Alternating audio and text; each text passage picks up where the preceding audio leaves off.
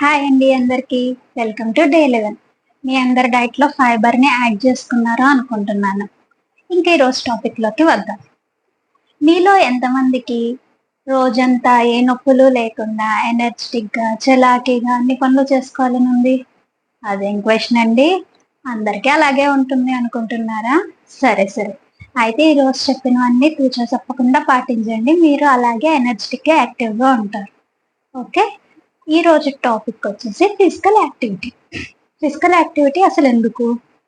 మన బాడీ కరెక్ట్గా కండిషన్లో పనిచేయాలి అంటే బాడీకి ఫిజికల్ యాక్టివిటీ చాలా ఇంపార్టెంట్.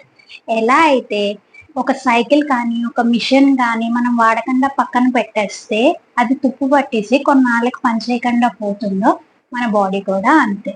అందుకని బాడీకి ఫిజికల్ యాక్టివిటీ అన్నది కంపల్సరీ. అసలు ఈ ఫిజికల్ యాక్టివిటీ ఎన్ని రకాలు?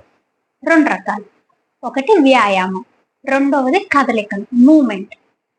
వ్యాయామం అంటే మనందరికీ తెలిసిందే. Yoga, exercises, cycling, walking, swimming, ఇంకా అన్నీ అందులోకే వస్తాయి. మరి కదలికలు అంటే ఏంటి? మనం కూర్చోవటం, నించోవటం, చేయి పైకెత్తడం, చేయి కదపటం, ప్రతిదీ కదలికలోకే వస్తుంది. ఎందుకు 2 రకాలు? కదలిక అన్నది మన బాడీని స్టిఫ్గా అవ్వకుండా చేస్తుంది. అంటే మనకి లూబ్రికేషన్ లాంటిది. జాయింట్స్ ఏమీ పట్టేయకుండా అలా ఉండటానికి హెల్ప్ చేస్తుంది. వ్యాయామం, ఎక్సర్సైజెస్ ఎందుకు? మజిల్ని స్ట్రెంథనింగ్ చేస్తుంది, టోనింగ్ చేస్తుంది, మన బాడీకి ఎనర్జీని ఇస్తుంది. ఓకే, నన్ను అందరూ ఒక డౌట్ అడుగుతారు. మేము రోజంతా ఇంటి పనులన్నీ చేసుకుంటామండి, అయినా మేము ఎక్సర్సైజ్ చేయాలా అని. చెయ్యాలండి. ఎందుకంటే మనం రోజంతా చేసే ఇంటి పనులు కదలికలోకి వస్తాయి. దాంట్లో ఏమవుతుంది అంటే మన ఎనర్జీని వాడుకుంటుంది. ఇప్పుడు నేను చెయ్యి ఇలా పెట్టాను అంటే ఇలా లేపి ఇలా దించడానికి అక్కడ ఎనర్జీ యూజ్ అవుతుంది. కాబట్టి మనకి అది స్ట్రెంథనింగ్కి ఉపయోగపడదు. ఎక్సర్సైజెస్ అన్నవి ఏంటి అంటే మన బాడీలోని స్ట్రెంగ్త్ నింపుతాయి, ఎనర్జీ బిల్డ్ అవుతుంది. స్టార్టింగ్లో ఎక్సర్సైజెస్ చేసినప్పుడు నీరసం అనిపిస్తుంది, కానీ అది ఒక హ్యాబిట్గా రోజు చేసినప్పుడు మనకి చాలా ఎనర్జెటిక్ ఫీలింగ్ వస్తుంది. ఎందుకంటే బాడీలో బ్లడ్ సర్క్యులేషన్ బాగా జరుగుద్ది, అందుకని ఎనర్జెటిక్గా ఫీల్ అవుతారు. మరి రోజు మేము చేయలేమండి ఎక్సర్సైజెస్ అన్న వాళ్ళు వీక్లో at least 4 to 5 days compulsory exercises చేసేలాగా చూసుకోవాలి. ఓకే, అసలు ఎందుకు ఈ 2 రకాలు అని డౌట్ వస్తుంది కొంతమందికి. ఇది ఒక చిన్న ఎగ్జాంపుల్తో చెప్తాను. మనం ఇంట్లో రోజు క్లీన్ చేసుకుంటాం, అయినా సరే పండగలు వచ్చినప్పుడు ఏదైనా అకేషన్స్ వచ్చినప్పుడు ఏం చేస్తాం? డీప్ క్లీనింగ్ అని చేస్తాం, ప్రతిదీ తీసి సర్ది తుడుస్తాం. ఇది కూడా అంతే. కదలికలు అనేవి మన బాడీకి రెగ్యులర్ క్లీనింగ్ అయితే ఎక్సర్సైజెస్ అన్నవి డీప్ క్లీనింగ్ లాంటివి. అందుకని కంపల్సరీ 2 అవసరం. ఇంకొకటి డౌట్ అడుగుతారు, ఏంటి అంటే నేను ఒక రోజంతట్లో ఒక 1 hour పవర్ జిమ్ కానీ, యోగా కానీ, వాకింగ్ కానీ, స్విమ్మింగ్ కానీ చేస్తాను, మిగతా టైం అంతా కదలకుండా కూర్చుంటాను అని. అది కూడా రాంగ్. ఎందుకు అంటే ఇప్పుడు పండక్కి క్లీన్ చేస్తున్నాం కదా అని రోజు క్లీన్ చేసుకోవటం మానేస్తాం మన ఇల్లుని? లేదు కదా. ఇది కూడా అంతే. మనకి ఎప్పుడో ఒకసారి ఒక గంట చేసింది రోజంతా మనం సెడెంటరీగా ఉంటే మళ్ళా ఎక్కడికక్కడ బిగుసుకుపోతాయి.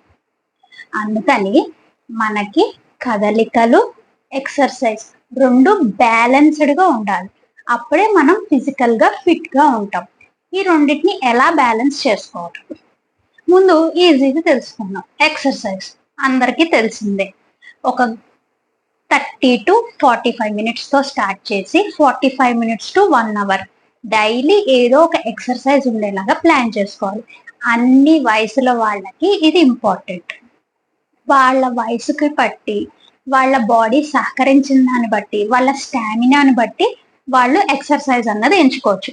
మైల్డ్ వాకింగ్ దగ్గర నుంచి ఇప్పుడు స్ట్రెంథనింగ్, పిలాటెస్ చాలా వచ్చాయి. మన ఓపికను బట్టి, మన స్టామినాని బట్టి మనం దాన్ని సెలెక్ట్ చేసుకోవచ్చు. బట్ ఒకటి కంపల్సరీగా ఉండాలి. వీటితో పాటు ఇవి ఎంతసేపు చేసినా ఇంకొకటి కంపల్సరీ ప్రతి ఒక్కళ్ళు చేయాల్సింది ఉంది. ఏంటి అంటే neck exercises and shoulder exercises. ఈ రెండు ఎందుకు కంపల్సరీ అందరికీ అంటే 90% ఆఫ్ పనులన్నీ మనం మెడ వంచే చేస్తాం. మీరు ఈ రోజు నుంచి అబ్జర్వ్ చేయండి. ఏ పని చేసినా మన మెడ ముందుకు రావటమో వంగటమో జరుగుద్ది. వంట చేసినప్పుడు కానీ, చదువుకున్నప్పుడు కానీ, రాసినప్పుడు కానీ, ఫోన్ చూసినప్పుడు కానీ, ఏదన్నా మన మెడ కొంచెం కిందకి వాలుంటది. సో ఈ మజిల్స్ దగ్గర టెన్షన్ బాగా బిల్డప్ అయిపోతుంది. దాన్ని మనం ప్రివెంట్ చేసి ఫర్దర్ గా అవి హెడేక్స్ కింద కన్వర్ట్ అవ్వకుండా ఉండాలి అంటే నెక్ స్ట్రెంథనింగ్ ఎక్సర్సైజెస్ అన్నది కంపల్సరీ ప్రతి ఒక్కళ్ళకి. ఇంకా సాఫ్ట్వేర్ ఎంప్లాయీస్ కి అయితే అది మస్ట్. ఓకే, ఇంకొకటి ఎక్సర్సైజెస్ మీ ఓపికను బట్టి చేసుకుంటారు. ఇంకా కదలికలు ఏముంది, కూర్చోవటం నించోవటమే అనుకుంటున్నారు కదా, లేదు, వాటిని కూడా యాక్టివ్ గా చేయొచ్చు. మనం యాక్టివ్ గా ఏముంది అనుకుంటున్నారా? యాక్టివ్ గా అంటే మనం చేసే కదలికల్లోనే ఎక్కువ మజిల్ ఇన్వాల్వ్మెంట్ జరిగేలాగా. ఎగ్జాంపుల్ గా మీకు అర్థం అవటానికి చెప్తాను. ఫస్ట్ కూర్చోవడం చాలా ఈజీగా తెలిసేది, అందరూ చేసే పని. కూర్చున్నప్పుడు మాక్సిమం కింద కూర్చోడానికి ట్రై చేయాలి. కింద కూర్చుని లెగిసినప్పుడు ఇన్వాల్వ్ అయ్యే మజిల్ మూవ్మెంట్ కన్నా పైన కుర్చీలో కూర్చుని లెగిసినప్పుడు అయ్యే మజిల్ మూవ్మెంట్స్ తక్కువ ఉంటాయి. అందుకని వీలైనంత వరకు కిందే కూర్చుని లేవడానికి ట్రై చేయాలి. ఎక్కడ కుదిరితే అక్కడ, ఎప్పుడు కుదిరితే అప్పుడు. మరి కొంతమందికి ఒక డౌట్ వస్తుంది ఇక్కడ. ఏంటి అంటే, మేము కింద కూర్చోలేమండి, మా వయసు రీత్యా కానీ, మా బాడీ వెయిట్ రీత్యా కానీ, మాకున్న కండిషన్ ని బట్టి కానీ, లేకపోతే డాక్టర్స్ మమ్మల్ని ఎక్కువ కింద కూర్చోవద్దు అన్నారండి అంటారు. అలాంటి వాళ్ళు ఏం చేస్తారు అంటే, మీ బాడీ సహకరించిన దాన్ని బట్టి జస్ట్ 1 or 2 minutes కింద కూర్చోవడానికి ట్రై చేయండి. మిగతా టైము పైన కూర్చుంటారు కదా, పైన కూర్చున్నప్పుడు కూడా ఇలా పూర్తిగా కుర్చీకి వెనకాల వాలబడి కూర్చోకుండా కొంచెం ముందుకు జరిగి కూర్చోండి. కొంచెం ముందుకు జరిగి కూర్చున్నప్పుడు మీ వెనకాల సీట్ కి మీ బాడీకి మధ్య హాఫ్ డిస్టెన్స్ గ్యాప్ ఉండాలి చైర్లో. అలా ఉన్నప్పుడు ఏమవుతుందంటే మీ బాడీ వెయిట్ కొంచెం లెగ్స్ మీద పడుతుంది. లెగ్స్ మీద పడినప్పుడు కొంచెం అక్కడ మజిల్ టోనింగ్ అన్నది జరుగుతుంది. అది యాక్టివ్ సిట్టింగ్ పొజిషన్ అంటారు. ఇంకొకటి, మీరు కుర్చీలోనే కాళ్ళు మడత పెట్టుకుని కూర్చోవచ్చు, వజ్రాసనాలు వేసుకోవచ్చు, పద్మాసనం వేసుకోవచ్చు. కుర్చీలో కూర్చున్నామని కాలు వేలాడబడేసి రిలాక్స్డ్ మోడ్ లో కూర్చోక్కర్లా.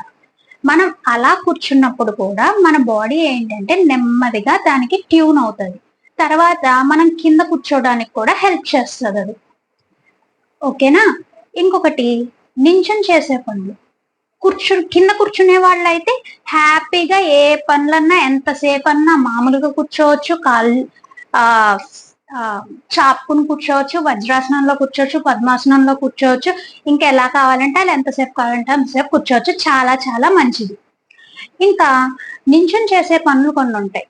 అవి చేసినప్పుడు మనం జనరల్ గా ఏం చేస్తాము, మనం రోజువారీ చేసే పనులు అవసరమైన వస్తువులన్నీ మనకి చేతికి అందుబాటులోనే ఉంచుకుంటాం, అంతేనా? కానీ ఆ రోజు వాడే పనుల్లో వస్తువుల్ని కొన్ని పైన పెట్టుకోండి, కొన్ని కింద పెట్టుకోండి. అలా చేసినప్పుడు ఏమవుతుంది, మీరు పైవి తీసుకునేటప్పుడు చేయి పైకెత్తి తీస్తారు, సో షోల్డర్ మూవ్మెంట్ జరుగుద్ది.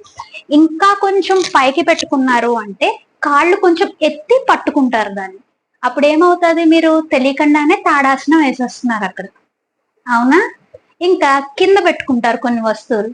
కింద పెట్టుకున్నప్పుడు ఇలా వంగుతారు, వంగి ఆ వస్తువుని తీస్తారు. తీసినప్పుడు ఏమవుతుంది, బ్యాక్ నడుంకి ఎక్సర్సైజ్ అవుతుంది. సో ఏంటి అంటే, మనం జనరల్ గా వాడని వస్తువుల్ని పైన కింద పెట్టుకుంటాం, రెగ్యులర్ గా వాడే వస్తువుల్ని చేతికి చుట్టూరా పెట్టుకుంటాం. ఈ రోజు నుంచి రోజువారీ వాడే వస్తువుల్లో 1 కానీ 2 కానీ పైన కింద పెట్టుకొని చూడండి, మీ బాడీలో జరిగే ఫిజికల్ యాక్టివిటీ ఎంత పెరుగుతుందో. ఓకేనా? ఈ రోజు నుంచి తెలివిగా ఫిజికల్ యాక్టివిటీని మన హెల్త్ కోసం వాడుకుందాం. రెడీనా?